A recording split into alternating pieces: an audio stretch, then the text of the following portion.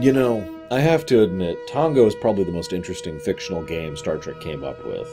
Like, I would love to play some kind of version of that or have that be a mini game or something. You know, there's just stuff, there's possibilities there. Of course, I've always been a fan of cards in general, so what the hell do I know? This episode, well, I mentioned something unpleasant to talk about. Now, I'm only going to bring this up briefly because it's relevant for this episode, but by the time they were starting the pre-production work of this episode, Terry Farrell had already reached the point where she knew that she was going to be bowing out of the show. Now, I've decided after a little bit of thought I'm not going to talk about the specifics of that or really dig into that until we get to the season finale for Season 6. But I do need to bring it up because she was the one who suggested just kill Dax off. Have Jadzia die out here. And then, you know, whatever you're going to do after that. Worf goes on and does the mission and lets his wife die. I mean, think about how much of an anchor that would be around him. Actually, that's not even the... Sorry, that's a bad weight. A bad terminology. It'd be more accurate to say, think about a weight that would be to carry around for the rest of his life. Yeah, you let your wife die. Good job. And you know how much of a romantic Worf is. Now I'm going to kind of circle back around to that point later. First thing I want to talk about is David Livingston, who, of course, directed this episode. Now, I've praised him many times. He's one of my favorite Star Trek directors, right up there with Frakes. And he does a very good job with a lot of this episode. He manages to do a lot to make what is actually a fairly small outdoorsy set look like it's much larger than it is. Make it look like they're actually trekking kilometers and kilometers of ground. So it's good stuff. And, of course, he knows how to bring the camera in close because this is a character episode. This is a character piece. Now, in addition to this being a character piece, it's a story whose script is, how do I phrase this? You ever have someone ask you one of those what-if questions? And your response is, well, how are we in this situation? Why don't I just do this thing to get around the question? See, the point is, those kind of what-if questions are more about how you answer the question rather than actually trying to come up with a real solution, right? That's kind of the point, you know, is to have an internal character analysis kind of a thing. This episode feels like one of those scenarios, because I can think of at least 5 different ways they could have found another way to make this work, rather than sending these 2 people on one new runabout for days on this mission. Like, I mean, come on. You have how many other people from how many other ships who are how much more capable, and just, whatever. Moving on. So, I mean, they even have a fleet now. The 9th Fleet, it's right there. You have ships with cloaks. Anyways, I know a cloak isn't perfect, but come on. So, we cut, so it's just, all right, we'll move forward. They're doing the mission, whatever. We see Worf being accommodating. And it's actually really good to see that. I know that sounds strange. Michael Dorn actually has more range on his acting than I think some people are aware of, because most people I know him as Worf, where he doesn't he doesn't branch out all that much in terms of how he portrays Worf. Of course he doesn't. Worf is Worf. I'm not saying Worf is a bad character. I'm just saying this kind of shows how Dorn is really good with that completely dry, straight-faced humor. He's actually very good at it, and he does a great job in the episode. And this isn't really an analysis so much as it was just a treat watching him and Terry Farrell play off of each other. In fact, this is the first and possibly only episode where I actually believed the romance between Worf and Jadzia. I'm not sure if that was in any way informed by the real-life stuff going on at this time, because people knew Farrell was leaving, or if it's just a coincidence of the way they're portrayed, or if it's maybe they just threw themselves into the role, or it just clicked, or maybe Livingston really poured him out, or maybe the script just managed to nail it just right. I'm not sure. I'm actually curious of your guys' thoughts, because, like I said, I actually bought it, and that's important for what's coming up. So, he actually has this great bit. So he's accommodating. He's changing for her. And that's not necessarily a bad thing after all. You know, changing in order to be more accommodating to someone you love, whether romantically or otherwise, is a fairly common thing. If you've ever had a roommate, you can do it for even someone you don't love. So, you know, okay, I'm with that. But what I love even more is that he actually manages to upset her by pointing out how stuck in her ways she is. And she's like, I'm not stuck in my ways. No, you really, really are.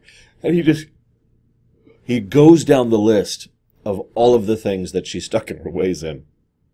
And I love it, because that actually makes perfect sense to me. Real life humans get more stuck in our ways the older we get. The way I like to think of it mentally, if you want a visual metaphor, is imagine you're walking a path, and this path is the pattern of how you live your life. You do this for 20, 30, 40 years, this is going to be quite a bit of a rut, right? That's not necessarily a bad thing, as some people seem to indicate. It's just that's kind of how human beings tend to be. She's 300-something. Logic. Anyways, I also do like seeing Worf in a good mood in general, as I already mentioned. And this is actually really unfortunate, because the next thing that happens is, as he sees it, as a consequence of him being more accommodating, being more jovial, whatever you want to call that, they get into close contact with the Jem'Hadar, and she gets shot. Now, I'd like to say it's not a fatal shot, but the Jem'Hadar use anticoagulant weapons, which is mean. That is really unpleasant. And we see why in this episode. She's just hemorrhaging blood. In fairness, what they probably should have done is send her right back for the runabout immediately after she was shot, and have Worf continue the rest of the mission alone. That's not what they did. Shrug. I think that's option 5 at this point of the 5 things they could have done. Nevertheless, they push forward. There's a great little montage. They're doing what they can to mask their signatures and trying to sneak through this jungle, and she's just getting worse and worse and worse. She's trying to make light of it. They have the confrontation. Worf hates himself for doing this. And for just a moment, I was worried, because one of the things fiction likes to do is, okay, I'll try this new thing. And then, by complete coincidence, life just smacks them down hard. And then they vow never to be that way again. I'm going to use Simpsons as an example of this. I know that's a weird example, but I forget the episode. This is obviously a much older one. Marge is taking extremely good care of her kids. She's super on top of everything. And then she's encouraged to take one day off. And on the one day off she takes, everything goes completely awful, and she loses custody of her children to Child Protection Services. Yeah.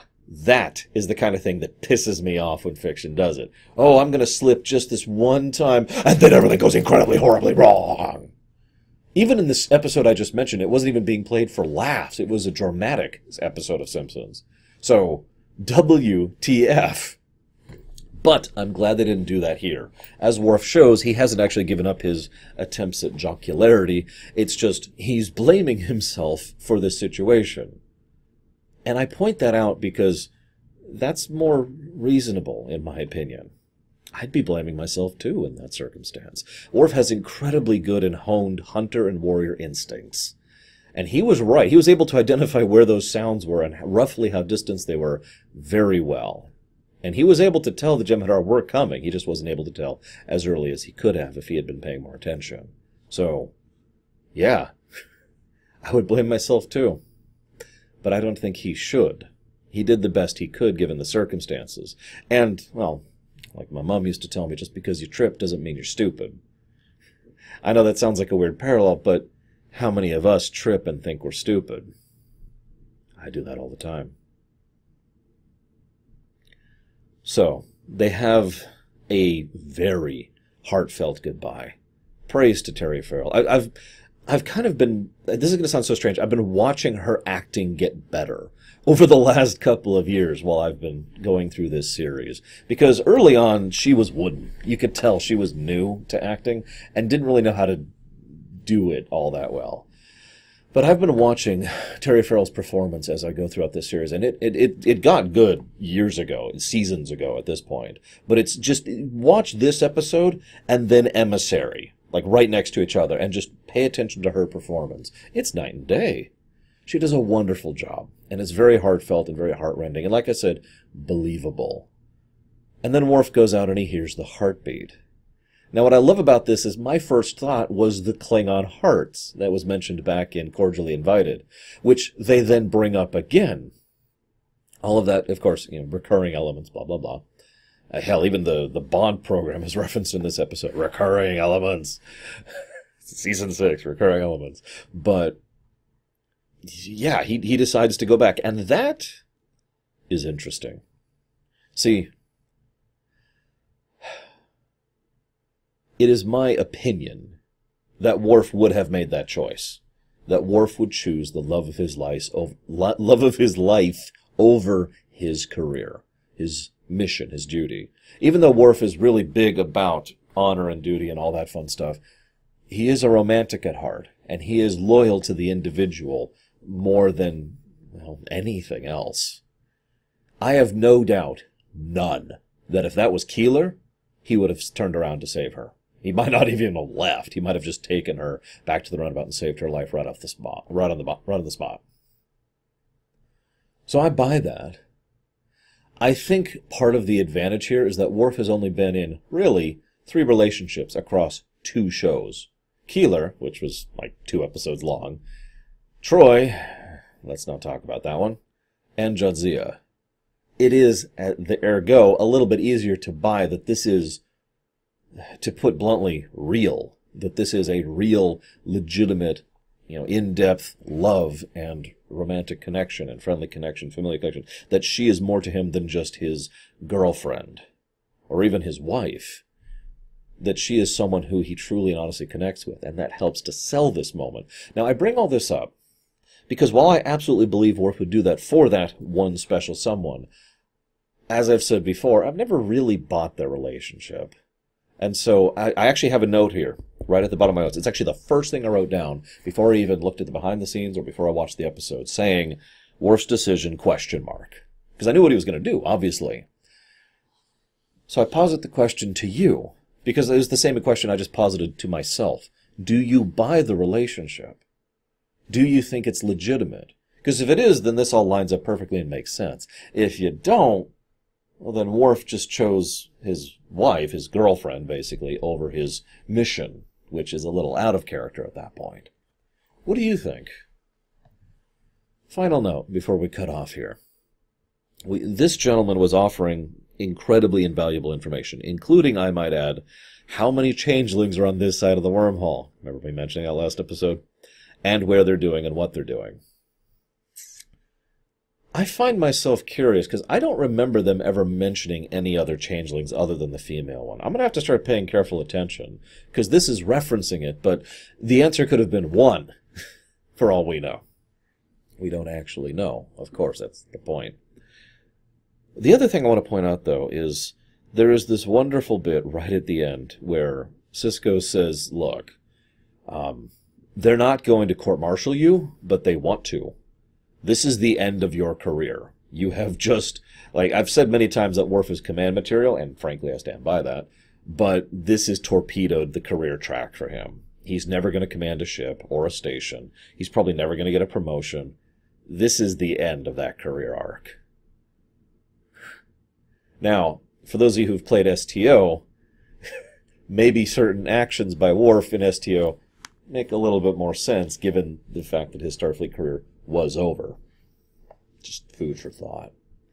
Either way, I hope you've enjoyed my thoughts on actually a surprisingly good episode. I enjoyed this a lot more than I thought I would. When I first pulled it up, my first reaction was, which episode is that? And I flipped through the episode really quick and was like, I don't recognize this. So I pulled up Memory Alpha to get a summary. I was like, oh, okay, yeah. Okay, I remember that one. Now, I remember next week's episode very well. And I remember disliking it. But then I remembered the same thing about this one, so we'll see if my opinion changes on the next one next time.